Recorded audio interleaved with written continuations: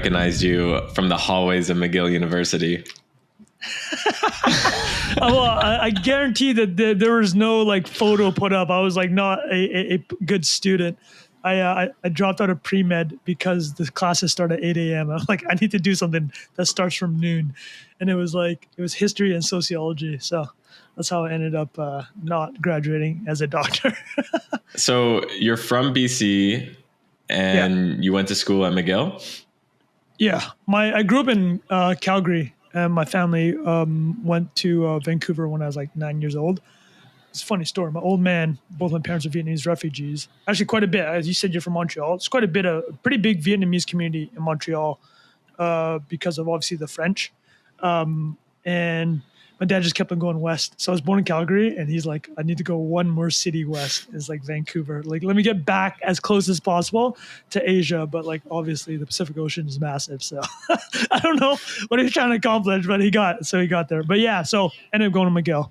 But man, dude, we could talk about, honestly, we could spend the whole hour talking about McGill, man. It's like, I can't believe you dropped out. I mean, maybe it was the right move, but I had a freaking blast there. What was like the highlight from your McGill experience? Did you live in residence, or were you kind of, where did you grow, off the island? No. Do I look like an off island person to you? That joke is so niche. Like no one is going to get that. No. Yeah, exactly. Right. You're 3 listeners from Montreal. Well, I mean, you guys are a pretty big audience. You might have more than you expect. Honestly, man, it was, it's going to sound lame. It was the partying. It was insane. The reason I went was because I heard how insane McGill was, and it just delivered on every front, right? And I've only been back twice since I graduated. So it's like twice in 10 plus years. And now looking back, I think I recognize how insane it is that McGill's campus was literally in downtown Montreal. And like within 2 blocks in any direction was the craziest party street you could have. And yeah, I mean, I did nothing of academic value or like professional value while I was there. So like that, yeah, that's it. To answer your question, it was literally partying. You know, being social, partying, whatever you want to call it, like that just sets you up. I hope we don't have too many young listeners, but that just sets you up for like, in a lot of ways, success. Like if you're able to like go into a party, meet people, connect with people, whatever, like it's really underrated in terms of like setting you up for success, you know, doing what we do, writing on the internet. No, 100%. Totally agreed. What I would say is this, is if unless you're a very clear track, I mean, everybody knows this, it's cliche at this point, but the purpose of university, it's not the education, right? Like you can get a better education. Dude, not how within cliche the confines. Is that? That is the it like is very cliche, right? I thought you were going to go into Twitter is a free university for 99.9% of people. Yeah, I mean that is the truth. Oh well, let's bring it to Twitter. Actually, the best part of Twitter is in the university part. It's the socializing part. I mean, how many people I know for a fact that you and a number of other, you know, quote unquote creators or people that built pretty large audiences, you're all in one group chat together, right? It's like, it's a social thing. It's like, it's a very social element. So even though we call Twitter free university, the best part of Twitter is still the social part. Yeah. So that group chat is me, Sahil Bloom, Sean Puri, Sam Parr, Nick Huber. Am I missing anyone? It's like the COVID crew, right? Yeah, that's amazing. Austin Reeve. Basically what happened was Julian Shapiro was also in it at one point. He left. But wait, he left the group chat? That's another story. Group. It's just one day you wake up and you know what the group chat is. I don't leave group chats because how awkward it is to see that person leaving the group chat. I just have to mute it. But when you mute the group, yeah. Anyways, go ahead, man. Also, side note, Cortland Allen was also in the group chat. Okay. Also left the group chat. Yeah. So it's on for everyone. But yeah, we created this group chat.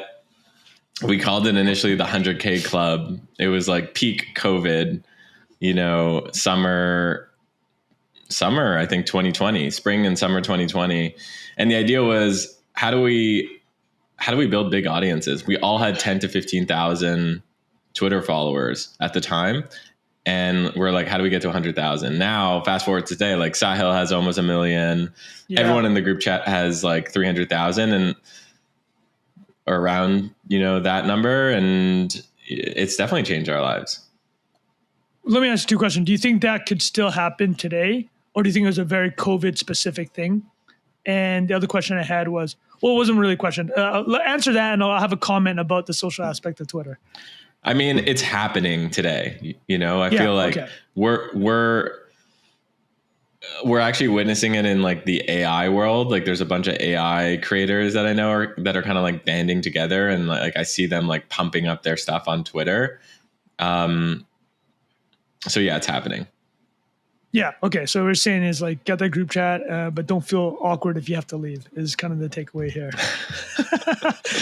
No. What the last thing I want to add about the Twitter stuff. I know you had a broader agenda. Sorry for kind of hijacking the beginning here, but the thing that I always tell people about Twitter, and I love your thoughts on this, is just the idea of like you'll get the top 1% of any field, right? Like they'll just be there exchanging ideas, and as soon as you have a couple of people in that field that are quote unquote at the top of their field exchanging ideas, no one else in that field that wants to compete can cede that ground, right? They're like, oh, fuck, this person's like, has got the mind share here. So now I got to jump in here so I can't take it. But what essentially happens is that when you look at Twitter, it's not about, hey, what is your vertical industry? It's like, can you get yourself into that 1% where everybody's hanging around in a giant group chat, right? And like, if you can just, whatever you're, like, I always use a car dealership guy as a great example. I think a lot of your listeners and viewers will probably know car dealership guy, but his niche is very niche. It's car dealerships, but the information is so good and it's just so engaging that he's elevated now where he has celebrities and athletes and founders and CEOs following him, right? So just got to get in that little layer on top. That's all I got to say. That's like my advice. Yeah, I think just to comment on that, like the cool part about Twitter is like you could get into that room, and that's actually like why I initially me and Sahil called the name of the podcast, Room Where It Happens. Literally, like that was the idea, is like bring people, the top 1%, have conversations. And I think it always reminds me of South by Southwest. I think Gary Vaynerchuk used to have like after parties in his like hotel room, which sounds weird, but I swear I don't think it was weird. No, it sounds totally normal. We started it off with McGill party, dude. After parties in hotel room, totally get it. Yeah, people are gonna hate this episode or love it, one or the other. So I think he would just like, Tim Ferriss would be there, and Garrett Camp and Travis from Uber would be there, and they'd have these like jam sessions, I think they were called, and probably, I mean, I was never invited. So by the way, like, I was never invited, but I always wanted to go because I was always like, imagine being a fly in that, on the wall and hearing these conversations that these people are having, like amazing. Yeah. 100%. And Twitter allows you to make that happen. So I just want to be clear. I think we're on the same page right here. Top 1% doesn't mean like financially. We're not saying, you have to be financial. We're saying like whatever your field is or whatever criteria you choose to judge your field, like that 1%, like let's say you're a medical researcher, you're really good at publishing or whatever, right? And you're just passing it. That's what we mean here. Totally. Yeah. I mean, like, yeah, exactly. And I just want to be clear that whatever happened in Gary's room was probably, kosher. Yeah, exactly. Okay, so I want to get into things. Trung Phan, internet legend.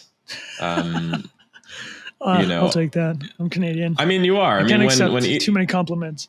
When Elon Musk replies to your Twitter, I consider you notable. Okay. You are notable. May or may not be notable. Like exactly. May or may not be notable. But we're going to veer towards May. Yeah, fair enough. So who are you and what are you doing? All right, so we already started this chat off with a lot of Twitter talk. So I'd imagine if anybody did know me, it is probably from Twitter. Spend quite a bit of time there. But similarly to how you mentioned that group chat, it was all during COVID, right? And one of the big regrets I actually have looking back is I wish I just done it like 10 years ago. I mean, I know you've discussed this and I heard you guys talk about it. It's like, and you obviously write widely on audience building, right? And not just as an end to itself, but it's super high leverage. And I just like, fuck, I wish I just done this earlier. And to answer your question, like, what did I do? It's like, so I'm McGill. I like wrote like a pretty popular blog, and like it was just about partying. And I just wish I'd continue that instead of, I moved to Vietnam and was completely unqualified to do anything there. Obviously partied a lot at McGill and had no real plans for my professional life. Although you said you told me on the pre-chat you dropped out of McGill. So you totally get the idea of like not really knowing what you're doing in university, right? That's right. And like I dropped out, like, we went to school around the same time. Like it was like crazy if you dropped out. Yeah. Back in then. The like the late aughts, in like the 05 to 10, yeah. Insane, right? And it was, now obviously it's way more normalized. But yeah, I didn't really have, I might as well have dropped out. Like it didn't make a difference, right? I could have started earlier. So in whatever my career ended up being. So I went to Vietnam ended up being there for 5 years. And I don't remember the time, but it was about 07, 08. That's when the Beijing Olympics was 2008. And everybody's like, oh, this is like China's moment, right? So actually, I planned to move to Shanghai. I had a lot of buddies that were moving there, a lot of Caucasian dudes, and they're just like, we're just going to learn Mandarin and like, we're going to figure it out, right? And then I'm just like, wait a second, like I'm Vietnamese, like I can speak enough Vietnamese and I have family members. I'm just going to go to Vietnam and try to ride the same like East Asia wave. And the running joke about Vietnam is it's always 5 years away. So any year you get to Vietnam, it's like, oh, we're 5 years away from being like the next Asian tiger, right? But it's been that way for 2 decades. But having said that, I moved there, and I don't regret it looking back because I can never do it again. Like I lived in Vietnam like a total asshat. Like we talk about partying in McGill, like multiply that by 100 in Vietnam, and a lot of stupidity happened. But while there, I kind of did 2 things that ended up to where I guess a lot of your listeners or viewers might know me now, like just kind of, shit posting on the internet about business. Okay, so a lot of your listeners probably know me from being an idiot on Twitter, and those like being an idiot in terms of shit posting about business. 2 things happened in Vietnam that was completely unplanned, but led kind of that route. So number 1 was, because I had no real hard skills, I'm like, okay, what course can I take remotely that I can just do? CFA was the easiest one, right? It's like the one that you can do. They test in Saigon. I'm like, I'm just going to do this, put a little discipline around my life and like work in a quote unquote real career. So I took the CFA. And then the other thing I did in Vietnam was actually the thing I really wanted to do a decade ago was be a comedy screenwriter. So I wrote and sold a comedy screenplay to Fox. I co-wrote that. And I'm like, oh my God, this is amazing. I'm going to be a comedy screenwriter. But I mean, I know that people in the entertainment industry is like, you write or option a script, you're still like at the 10-yard line in your own end zone, right? You got 90 yards to go and you have no control over the rest of that. So on and off for about 3 years, I thought I was going to be able to make a movie. It never ended up happening. But TLDR, moved back to North America, got a real job, quote unquote real job in fintech, worked for a fintech firm. You might have heard of it. It's called Kensho. It's based in Boston, sold to SMB Global in 2018. And then from there, somebody I knew at Kensho was an early investor in the hustle, or an early-ish investor, and then made the introduction to the hustle. And then that's how I ended up going down this route of being like a more public-facing writer, a business thingy. But yeah, so the TLDR on Vietnam was two tracks that ended up kind of converging to where I am now. Okay, and the hustle, like what was that experience like? So the hustle was actually a very good match because it was like everything says, like, you know the tone of the hustle, right? You know Sam, obviously, and the way they write is like, it's like an irreverent take on business. I'm like, okay, perfect. It combines my kind of interest in business with my real interest in comedy. And it was super interesting the time I was there because it happened during COVID. And we had a difficult patch where quite a bit of turnover, probably not surprising to anybody during that time. And the writing staff for the actual daily newsletter, because I mean, you write a weekly newsletter, right? You already know, like, I write a weekly newsletter. It's like, it's already cognitively difficult enough just like be on the grind, but like a daily newsletter, like, I mean, you know Austin, you know Sam, the daily stuff is truly a 7-day-a-week job if you're in the writer's seat, right? Because at a minimum, it's 6 days because you got to hit all 5 days during the week, but you just never stop thinking about it because you just wake up like, oh crap, like I got to make sure I got the next one. And it's honestly a recipe for burnout if you don't have like a team in place. Unless I had amazing editors, a shifting kind of co-writers, but I'd say the experience that was great with the hustle was I'd never written at that cadence for that long. And I'm like, okay, well, you can do this.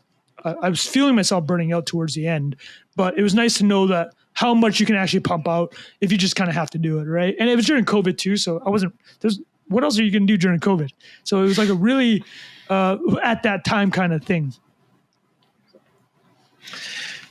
It feels like there was a group of you that really took off at the hustle, right? Like I feel like, Steph Smith, and there's just a bunch of you. Like what was in the water at the hustle that so many of you became successful?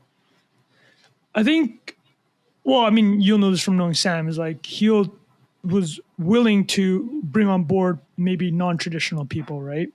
And I mean, I think with Steph, he found Steph from her writing as like a solopreneur, like a digital nomad. And it's like, oh, this is just really good writing, right? And it might not be a traditional Ivy League route, former tech reporter, but interesting, knows what it's like to be an entrepreneur, and that's probably valuable for the entrepreneurs. So I think it's probably a combination of having kind of a wider net of who would be allowed to work at the hustle. Because ultimately, our editor, when I was there, was Brad Wolverton. He was a former Washington Post guy, right, or like very traditional media, and but he was able to wrangle in kind of more non-traditional writers. So, I think a lot of credit goes to, I think Brad was a really big hire for that team. He's still there. I believe he's running all of HubSpot's kind of media editorial stuff now. But yeah, I think non-traditional writing, which is very much like consistent with what's happened with Substack now, right? The best writers I know are not people that came up as journalists. The best writers are former industry people. Like, I mean, who's going to outright community stuff or what your expertise is, right? Like, you're going to be the best about that. Like, a journalist is not going to outdo you on that. And I think that applies to basically every kind of vertical now. Although I flip-flopped on how I feel about traditional media. A bit of it is because I am so in the tech Twitter bubble that I'm just like, oh, screw the Times, screw whatever, XYZ. But the reality is that the actual reporting that we all riff on and write on, like that is actually extremely difficult and very like time and financially intensive, right? Like even when you look at some of the best solo newsletter writers, I mean, they're just ripping off whatever the Financial Times or New York Times or Bloomberg or Wall Street Journal has written about, right? Because that's still ultimately the brass tacks. Like you got to still have that original reporting. So I think I'm at a middle ground now. I respect old media, but I do think that there's a lot of questions about their models and kind of their incentives now, and which has led to some insanity. So what do you think about kind of the old media stuff? It's like they've kind of like jumped the shark, right? I mean, I write a weekly newsletter and I plan to even write more. And I couldn't even define the word reporting to you like properly. Like, I don't even know like how I should be citing sources and how I should be doing like good reporting. You know what I mean? Like, I feel like so many people on Substack, like me, we just have ideas and it's a platform to get our ideas out there. Sure. And I went to answer, didn't mean to cut you up. I didn't want to talk about reporting specifically. Like the way I think about it is, if you're going to touch on a story, you literally have to call 5 to 10 people. Like that to me is kind of what it really comes down to, right? Like that, the time it takes to set up these calls, chase people down and like get the primary source versus, we're often riffing on these primary sources, right? Which is much less time intensive, but you add your own ideas, which obviously is cognitively difficult. Yeah. So I remember like earlier on in my career as an entrepreneur, I would get these DMs from reporters being like, hey, can you do you have 10 minutes or 5 minutes for a quick interview on something? And I get on the phone and it was just them like citing a source or doing a little extra research. And I remember like thinking to myself, like waking up on a Monday morning, let's just say, and the meeting's in the afternoon. I'm like, clear my day. I'm talking to someone from the New York Times, just so excited. And I get on the call. They ask me a few questions. If I'm lucky, I'm getting a link, back. Right. And that's like best case, or maybe like best case is actually link back 1 sentence or 2 sentences. Realistically, I'm getting maybe a link. And I didn't realize at the time why they were so excited to speak to me. But now I understand it. Like they need to speak to me in order to properly get their piece across the finish line. Like you're giving them the inner workings, right? The inside baseball that they like. If they wrote it without your insights, like that's just that's a wire piece from the AP, right? Like, what's the point? Like, just go to AP for this. But like, you're giving like literally that one sentence where it's like, oh, here's an insight from entrepreneur. So what did that make you feel about the process though? Is like you're saying kind of even the playing field in your mind of like who brings value. Okay. Yeah, it changed the power dynamics, at least in my head. So initially I was like, okay, there's these gatekeepers, and if I get them to write about me, there's a greater chance that I get customers, users, venture capital, potential, people who want to buy my company. Like might be reading the New York Times and might say, hey, we need to buy this company because we saw it in the New York Times. Like that's literally how deals get done a lot of the time. Like we feel this is a threat because it's in the New York Times or whatever. Wait, has this happened to you though? Like with your own personal entrepreneurial journey? Yeah. Yes. Like, okay. So somebody's like, I saw him in the Times. Oh, that's interesting, man. Yeah. Like I remember, when I had I was trying to sell my company in 2013. It was called 5Byte to a social network called StumbleUpon. And I was just trying to get the term sheet from Facebook at the time, StumbleUpon, and there was a couple others. And I just needed a little extra juice, like an extra like reason for them to like move. So I hired Ed Zitron. If you know Ed Zitron. Yeah, I've read Ed's stuff. Yeah, and he got us in TechCrunch, and it was like through industry connections. Through industry connections. Okay. I paid him $5,000 to get us into TechCrunch, basically. And I think I got you across the finish line. Damn, this is some inside baseball, man. Have you ever told this story? Never told this story. This is amazing, man. Yeah. Wow. Yeah. That's baller, dude. Yeah. And it was published, let's say on a Monday, Tuesday. By Wednesday, Thursday, all of a sudden Facebook came around, StumbleUpon came around. Just so happened that they had read the article. And it makes a difference to be in the press. I've been in a couple of conversations with kind of on the solo independent side, and the idea being, hey, how valuable is the traditional press? I think what you're saying here, granted, this was 10 years ago, right? Yeah. But I feel like it probably pulls the same weight though. Like I remember when I took a break from Bloomberg, but when I was writing over the past year, I still remember the kind of outreach you'd get. And I guess on Twitter, I have a big audience, but there's still some people that I couldn't reach out to or that I know from A/B testing, as in like when I reached out to them on my Twitter account, nothing. When I'm like, hey, listen, I'm writing something for Bloomberg, totally different ball game, right? It's like it still means something to get into the terminal, for example, or in your case, I guess TechCrunch is still, 10 years later, I like your thoughts actually. TechCrunch now versus 10 years ago, what do you think the influence is? Or like, it's gone down significantly. Okay. Significantly. At the time, what is the TechCrunch equivalent today in your eyes?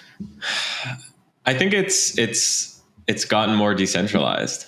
Like, I feel like at the time there was only a few places that you'd go for tech news. It was like Pando Daily, I think. What else was there back in the day? Not Valleywag. You go there for different news. Yeah, exactly. But there wasn't that much, right? Like tech felt like more niche, and TechCrunch was like like I said, TechCrunch was the holy grail. Today, I feel like you have, Packy McCormick, you have Lenny Substack, you have like Mario. More niche Mario, Ben's Bytes for AI, or we just launched one called You Probably Need a Robot.com for AI. Like there's these niche gatekeepers that exist. So the attention is way more spread out. Yeah, that's a great point regarding Packy and Mario, actually, because you've obviously seen some of their like quote unquote sponsored deep dives, or even ones that aren't, right? They clearly are just hitting the exact market, and to your point, that where TechCrunch used to serve. But I think Packy's up to 200,000 subs, and I know Lenny's is massive, right? Lenny's might be 500,000 at this point. Lenny is the second most subscribed Substack, period. in the entire platform. Yeah. That is wild, right? That is absolutely wild. It's He's wild. a new TechCrunch. There you go, right? He's a Yeah. new TechCrunch, legitimately. Yeah, Lenny is the new TechCrunch, but he focuses more on like SaaS. But yeah, I mean, I you're right. Lenny in some ways is the closest thing to the new TechCrunch that we have. Right.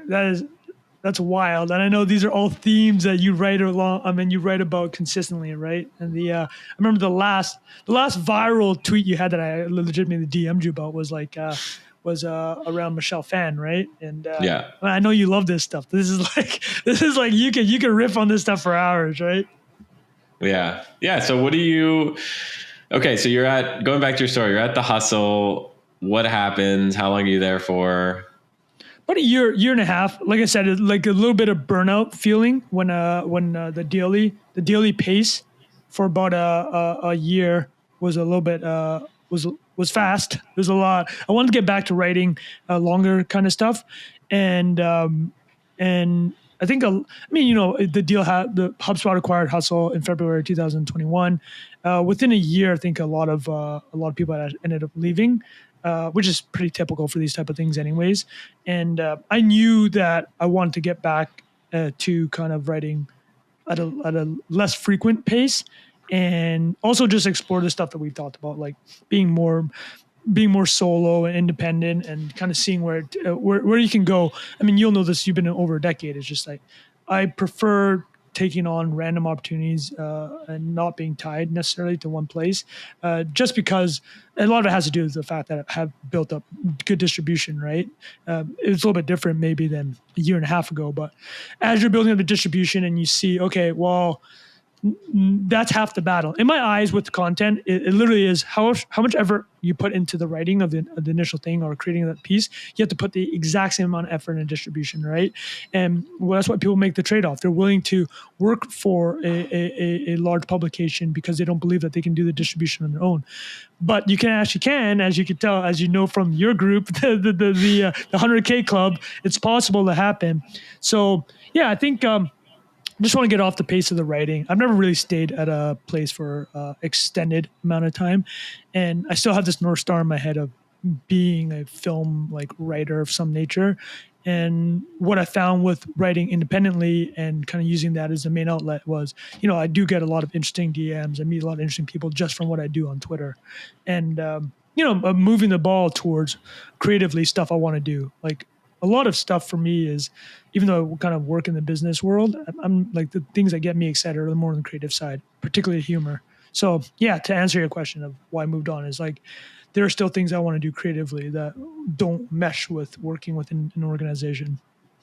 So what are you working on? And, it's because it feels like you have some interest in film, writing, AI.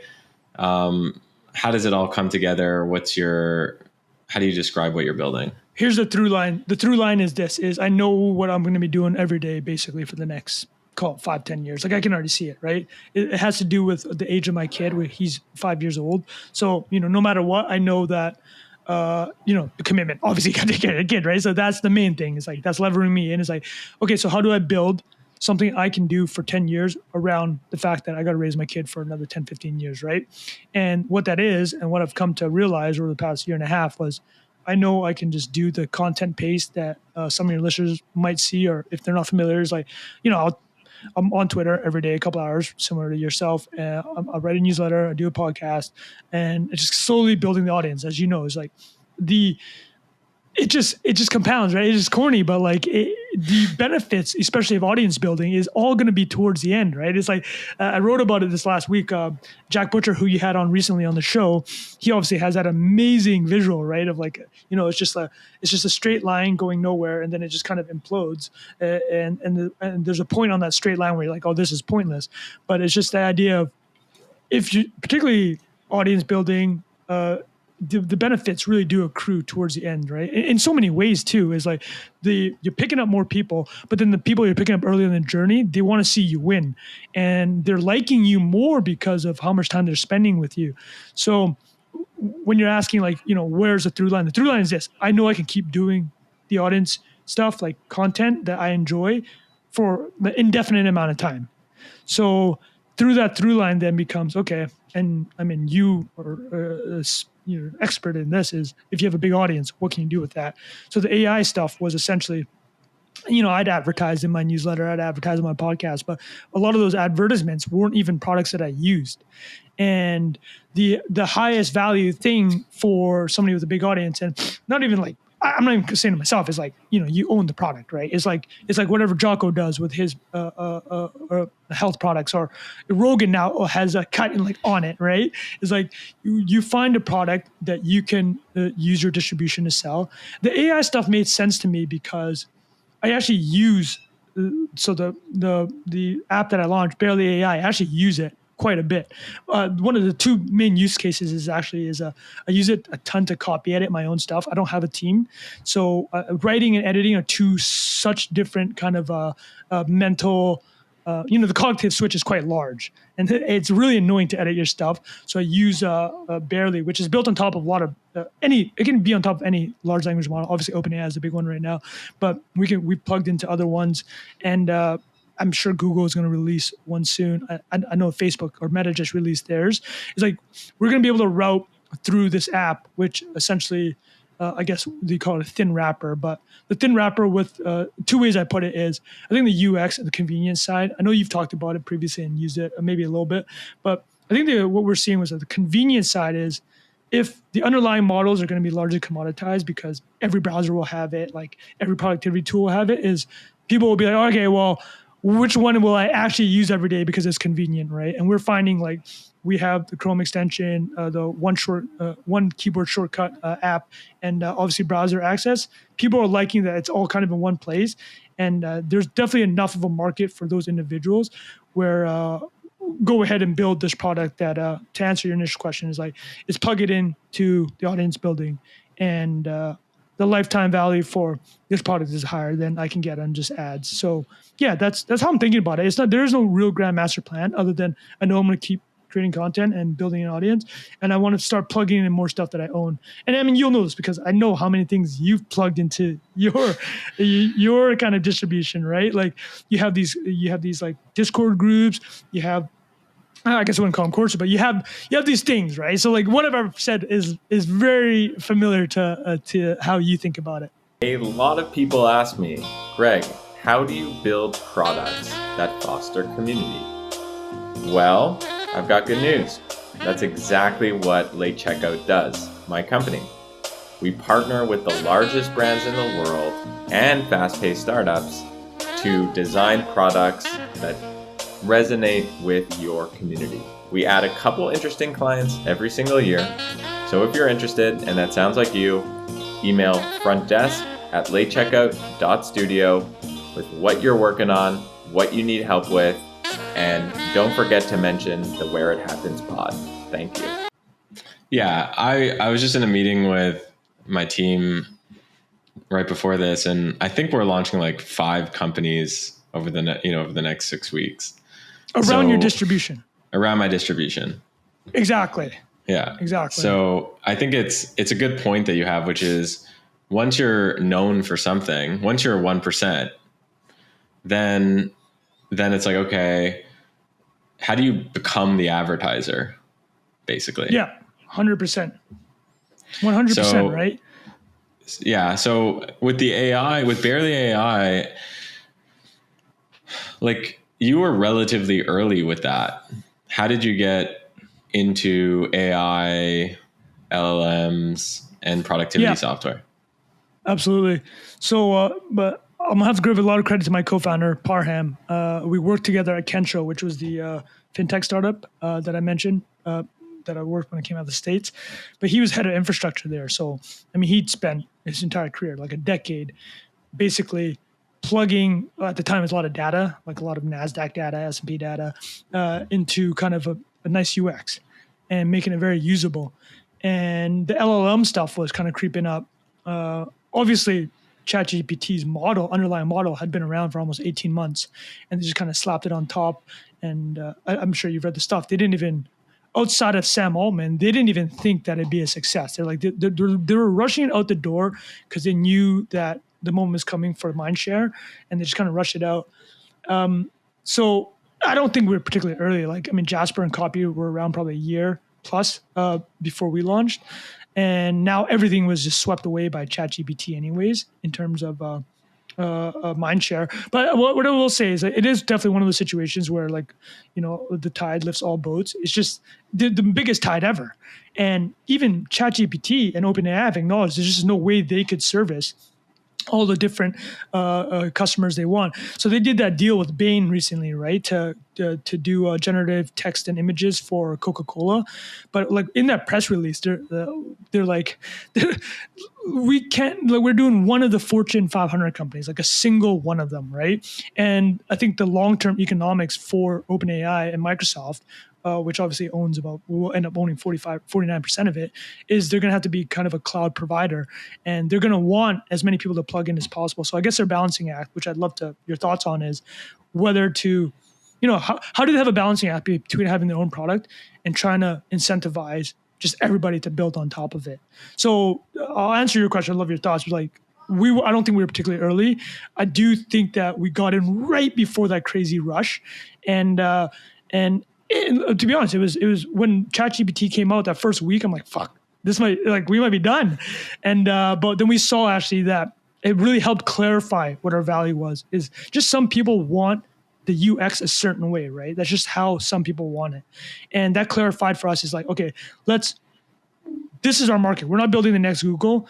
We need to find 10, 20,000 of these customers and get them to pay, and then you have a mid 7-figure business. And am I trusting that my distribution can do that? So that was kind of the equation. So what do you think when, like, around kind of thin wrappers and OpenAI competing against potential other AI plays? So my take on like where we are in the state of AI and building on top of it is, it feels very similar to how it was in mobile. So in mobile, basically what happened was, you bought an iPhone and there were default apps. Like there was no, the first version of the iPhone didn't have an app store.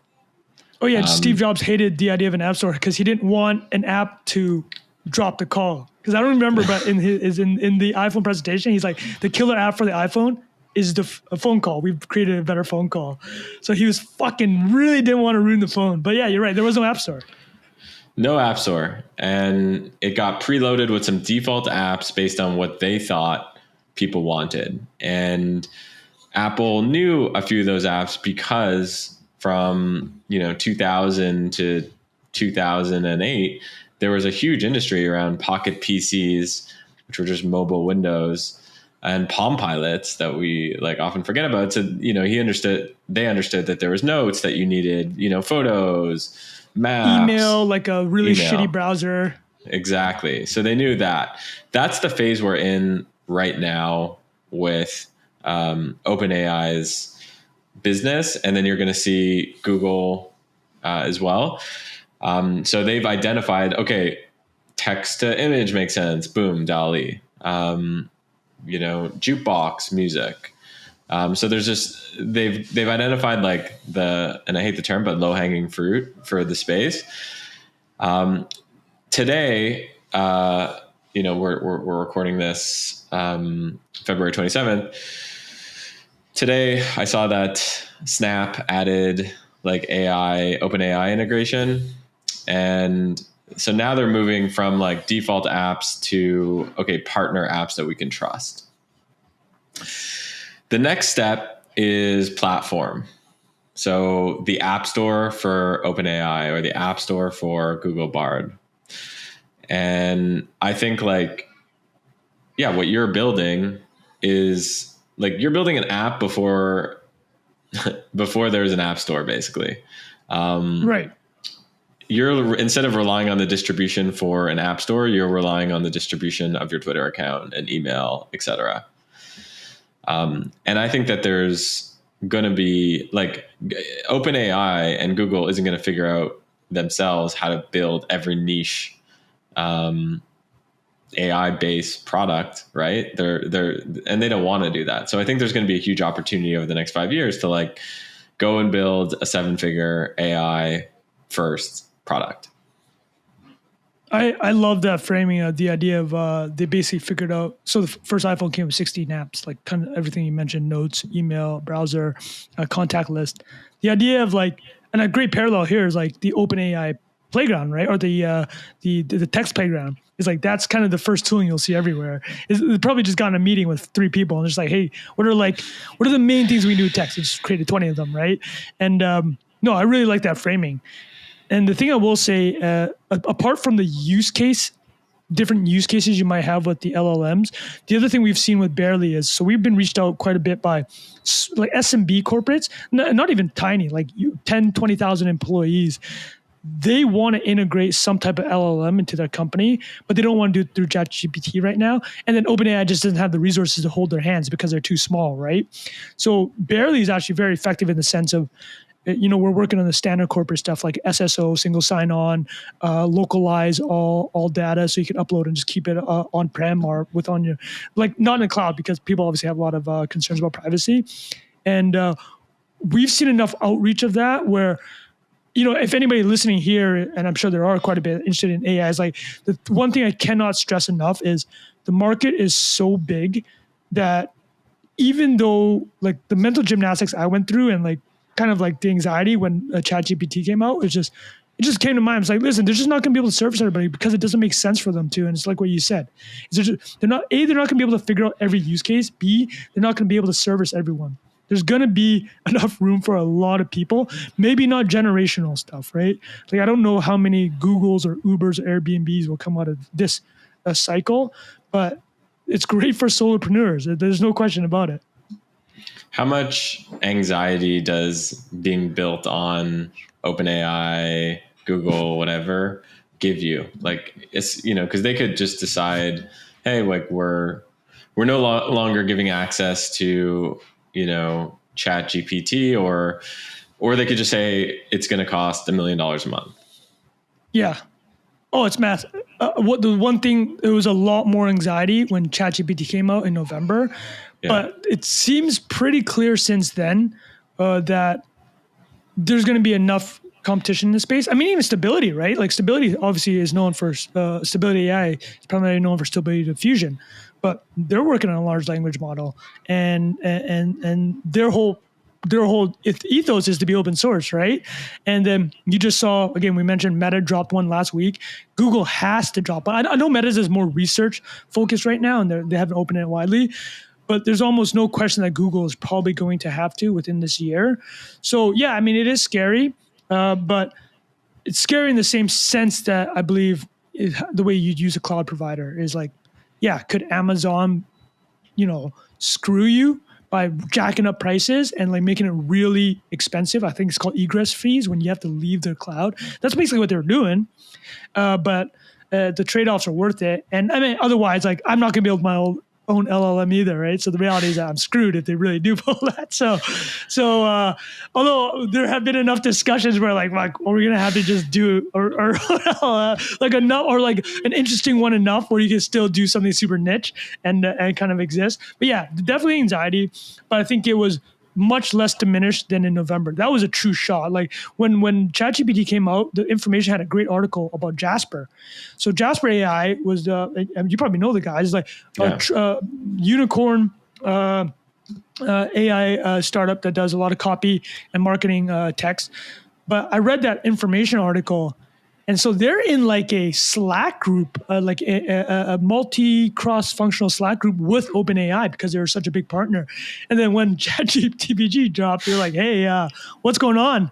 Like this is like directly competitive." And the opening guy's like, "No, don't worry about it. It's like you guys, you still have access to the different models, and it's just like just a marketing ploy for OpenAI." But I think, yeah, I don't. They raised at 1.5 billion. Like, what was the ambition for that company? It's probably a 10 billion plus company, right? Like, is that still possible? I don't know. It seems that it seems scary that ChatGPT is out there and Microsoft can burn X amount of money. But yeah, I'll just go back to. I think there's going to be. I think the market's just so massive that it's worthwhile for them not to screw people, and they'll just make up money on whatever their token model ends up being. Yeah, I think people really underestimate how big the AI market is, because what is AI? It lifts productivity. It uplifts productivity. So if you uplift productivity 7%, like we're talking trillions per year globally of market 100%. opportunity. Productivity. And this is another thing that we found with Bearly.ai is like, so about half of our usage is outside of North America. I don't think people understand the multiplier that OpenAI provides for non-native English speakers that are trying to compete, and not even necessarily compete, just like, listen, I don't know how much you've dealt with people in Southeast Asia or East Asia. I'm sure you have quite a bit. It's like first of all, the English teaching industry is massive in East Asia. It's just absolutely massive, right? And that's just to teach English, not even to write, not even to read. It's just to teach the pronunciation of English. And if you throw something like ChatGPT, OpenAI, any large language models, now you have people that have all the other skills, right? Disciplined, understand accounting, understand finance, understand how to use the internet. But the truly large barrier was writing literally just good emails. You couldn't even write a good cold email if you were like a Vietnamese executive, because you just don't have the intonation and you just don't understand the nomenclature, right? This is a massive change for you. It is truly a massive change. We're seeing huge usage in Southeast Asia for Bearly.ai. And even though our pricing is Western based, for some companies over there, it's a no-brainer for them. It's not. It's expensive relative to like how the GDP per capita. But if you're running a business that can do 7 figures from Southeast Asia, it's a no-brainer to be able to communicate properly for $200 a year, $20 a month, right? So I think that's the other part of it. Totally agree with you on the productivity, but I think the massive unlock is going to be even the playing field in a lot of ways for non-native English speakers. And it's funny. I do a non-investment advice podcast with Bilal and Jack, and we randomly had a sailor on last year, Michael Saylor, and he had a great line. He's just like, whatever you do, you can sell for more in English. Like if that's, the language you're interacting in, obviously it's a lingua franca. And he's like, and whatever you buy, you can buy it for cheaper in English. And I think that matters a lot. Like forget about just the productivity, which I totally agree on, like 7% boost, like you said, we're trillions of dollars or whatever hypothetical number, right? But the unlocking of literally 2 to 3 billion people to compete in where the lingua franca of the internet, which is English, I think it's a huge and we can't really compute what the opportunity is for that. Yeah, I mean, obviously I speak English, but growing up in Quebec, like, you speak English and French, and you're in North America, so you kind of like you understand US, you understand selling into the US, but you also understand that you might speak French as your native. 93% of Quebecers speak French as their first language, so. For me, like I've always thought about like how do you localize different products and niche different products, like Bearly.ai for Vietnam, for example, could be a huge product, or right. And then you can expand. You can think about like. And I just find that Americans don't think often like that. They don't think like, oh, hey, let's like, they just think about like, if you make it in New York, you make it everywhere, right? Like that's like the mentality, but I don't think that's necessarily true, because I believe in, speaking to different audiences in the way they want to be spoken to. So I think there's a ton of opportunity in just creating, proven products that have AI, that are AI first, and just focusing it on non-Western countries. Well, let me use an example from. I mean, you had a viral thread a couple of days ago around. I think a vendor owed you $109,000, and you're just 109. Like, how do I get this? 109,500, but who's counting? Yeah. So a vendor owed you 6 figures. Let's call it 100K, yeah.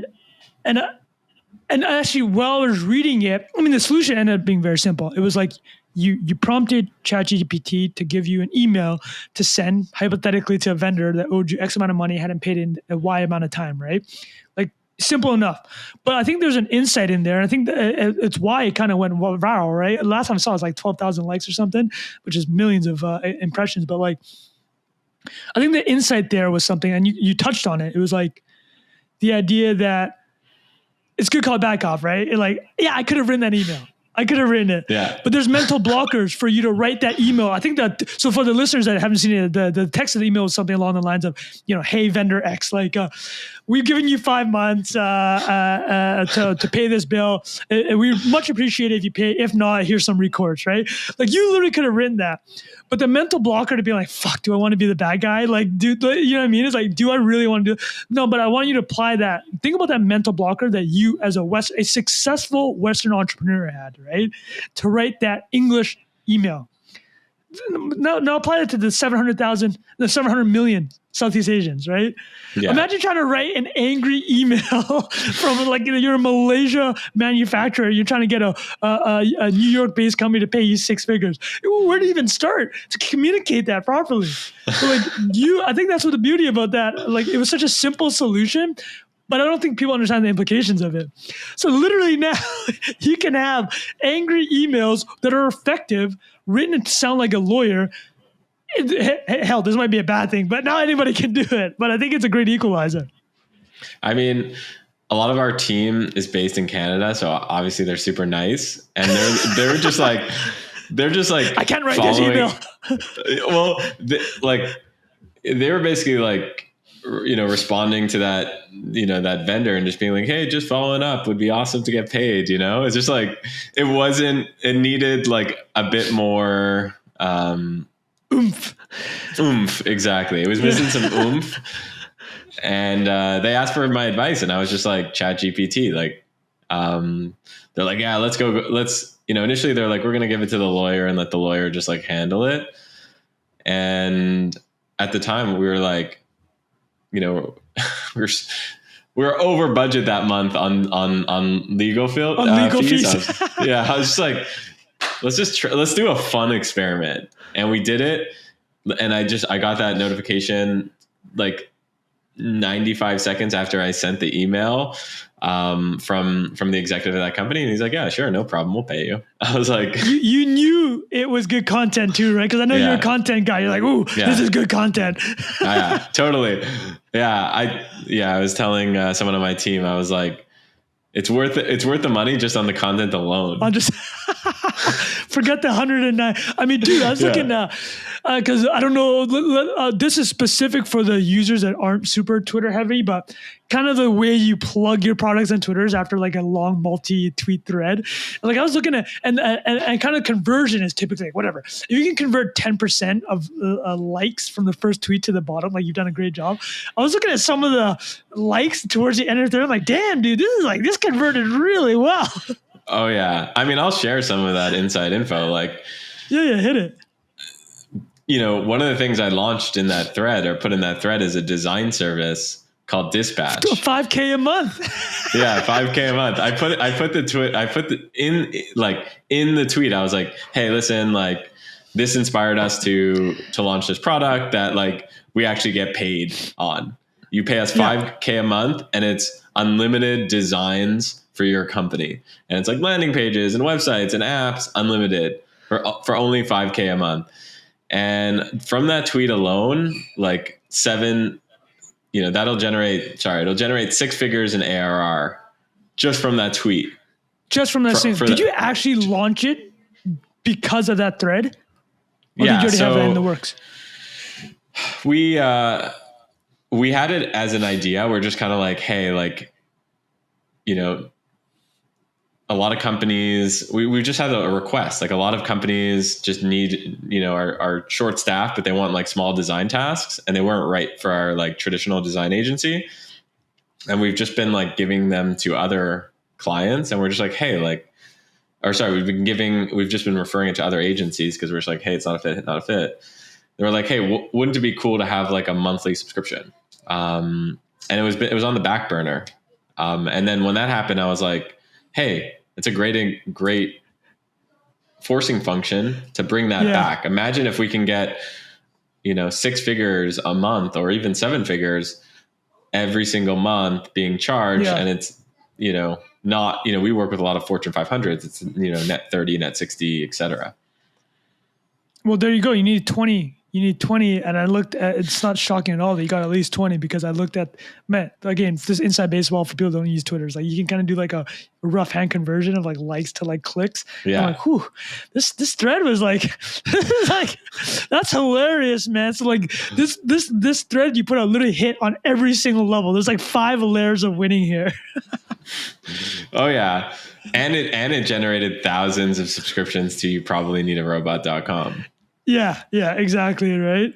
So I'm curious then. So for you, how much? Because I mean, you obviously jump quickly on different ideas that you think are quite large potential, and outside of the ones you kind of mentioned, kind of the community, the newsletter, are you looking at doing a lot more AI stuff around products that because you said you launch 5 to 10 a year, or you said you had 5 companies in the works. Yeah. So we got into AI. Well, I've been in some form into AI for a long time. So like my co-founder and I have Late Checkout. I mentioned StumbleUpon. Like StumbleUpon was like the OG, personalization and AI company. Right. Yeah. So that's how I got into AI. And also I studied computer science at McGill. Shout out McGill again. So I learned a little from that. And yeah, for those of you who don't know, StumbleUpon, it was basically like you put your interest in and you press a button and it would serve you interesting web pages based on some AI and ML. Kind of similar to how like the TikTok For You page really works. But for web pages. So I've been interested in for a while, but with all this, buzz over the last 12 to 18 months, and a lot of our clients asking us for AI product designs, I just wanted to build like a free community. Because my belief is like, if you attract the smartest people into a community and you have like, workshops with them and, masterminds with them, you get to know them, like even if you're not an expert, you can become an expert. So the fastest way to learn is to start a community, in my opinion. Right. And I wanted that for my team as well. So from that, I think we're going to build a lot of AI stuff. Yeah. Fair enough, right? Because again, a lot of the difficulties in AI is not necessarily specific to AI, right? Like again, you're not going to build probably a large language model. The challenges is distribution, packaging, and I mean, this is your area of expertise, right? Like this is, and distribution packaging is literally like what you do. So, no, that makes a lot of sense, man. Hey, I had a question regarding, you worked at TikTok, right? Yeah, I was an advisor to TikTok. Okay. Because of the because of the recommender stuff. Oh, interesting. Okay, makes sense. Yeah. Well, yeah, actually the reason why is because I had built like this app 5by that got acquired. It was this video discovery app similar to how TikTok worked. And TikTok hired, when TikTok, after it was rebranded to TikTok from Musical.ly, they hired a bunch of YouTube execs basically. And I knew a lot of those YouTube execs from my 5by days. So they brought me in to help them YouTubeify and grow TikTok. Because at the time it was an app for like 12-year-old girls. So we need to ask then. There's a big elephant in this room. Should the United States ban TikTok? Give me your honest opinion. Should the United States ban TikTok? Or force a sale? What do you think? You too close to this one? What do you think? Oh yeah, I think there's no question. I've never written about this. I think they should ban and then force a sale. My logic is, it was a little Cold War-ish, but I just think it's crazy that the analogy I always use is this. If this was the 20th century, it'd be like if the Soviet Union owned ABC, CBS, or NBC, right? Like the televisions, one of the 3 big television stations that had access to hundreds of millions of Americans. And this is what TikTok is. And I'm not saying that there's every single day someone within the CCP is like going into TikTok saying like do X, Y, Z. But we've seen with Chinese tech and Chinese industry, sometimes you don't even have to say. It's understood what you need to do, right? And I mean, Yi Ziming, I guess he stepped down as a CEO of ByteDance, are still chairman, very involved. was he had to apologize for the I don't know how to pronounce it, Tutao, the newspaper app. He's like, CCP is like, we're not liking the content here, so we had to make a huge public apology. So it's not, they need to force a sale. I'll tell you what's funny. I obviously there's only like 5 or 6 companies in America that can buy TikTok, but I think it's going to end up being owned by Microsoft, which will just, Satya is already the biggest animal ever, and he's going to own TikTok, right? And he's going to probably buy it for like $30 billion. I think that will be the outcome. So I don't know what you feel about that, but yeah, it's more just, I don't think it should be owned by a Chinese company with the CCP on the board. So those are my thoughts. Yeah. So, I mean, I agree. I have to agree with you. I think, sorry, go ahead. No, I was going to say, if a forced sale were to happen, who do you think would be a buyer? I think Google or Microsoft. But I think like it can happen to Meta because anti-competition, antitrust, right? It could happen to Disney. Disney could buy it. Oh, that's interesting. Because Disney actually looked at buying Twitter in 2016. I think they had a term sheet. Everything was ready. And then Iger woke up one day and was like, I don't want to deal with this I don't want to deal with the moderation bullshit that's going on there. I think Google is interesting because then they own like short form TikTok and longer form YouTube. Netflix, of course. Actually, let's game this out. I'm making a prediction. YouTube is going to buy TikTok. They're going to spin out YouTube. It's going to go public. $500 billion company. Done. Clip this. Editor, clip this for when this happens in the next 12 months. No, I think that makes sense. I also think Satya buying TikTok, integrating OpenAI, and then turning it into a super app would be the great. That's interesting. It's undefeated. He's undefeated. That's it, right? Just go off in the sunset. Then, well, what other purpose do you have to exist? Like Satya, go retire after that, man. Yeah, totally. Dude, this has been fun. I gotta run, but this is of course, really... man. I know we had the hour, and for the listeners, my internet was a complete disaster. So I had to keep coming back and telling Greg, I'm like, Greg, we're getting this episode. I'm gonna jump in and make sure your editor isn't too difficult to stitch it together. Greg, I do appreciate the time, man. That was awesome, dude. No, you come back anytime. Where could folks follow you on Twitter and plug the podcast also? Yeah, we'll keep super simple. Everything's on my Twitter bio. It's Trung Phan on Twitter. Non-investment advice with Jack Butcher, who was previously on Greg's show, and then Bilal Zaidi. And Bearly.ai is BEARLY.ai.